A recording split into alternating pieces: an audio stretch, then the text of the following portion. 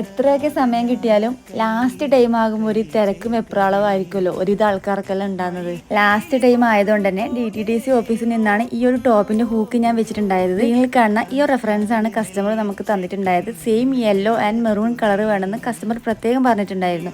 ടോപ്പിന്റെ നെക്ക് ഭാഗത്തായിട്ട് ഈ ഒരു കട്ട് ബീഡ് വെച്ചിട്ടുള്ള ഹാൻഡ് വർക്കാണ് ചെയ്ത് കൊടുത്തത്. പട്ടുപാവാട സ്റ്റിച്ച് ചെയ്യുന്ന സമയത്ത് ഇതിന്റെ മെയിൻ ഹൈലൈറ്റ് എന്ന് പറഞ്ഞാൽ ഇതിൽ അയൺ ചെയ്ത് കൊടുക്കണം. കാരണം അതിന്റെ പെർഫെക്ഷൻ കിട്ടണമെങ്കിൽ അയൺ ചെയ്യൽ മെയിൻ ആണ് ഇതിൽ.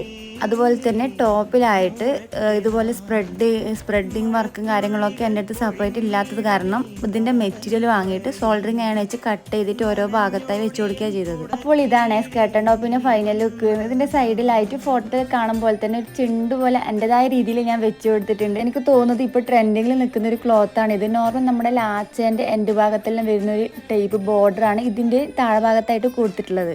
അപ്പോൾ നിങ്ങൾ എൻ്റെ ചാനൽ ആദ്യമായിട്ടാണ് കാണുന്നതെങ്കിൽ ഒന്ന് സബ്സ്ക്രൈബ് ചെയ്തേക്കാം.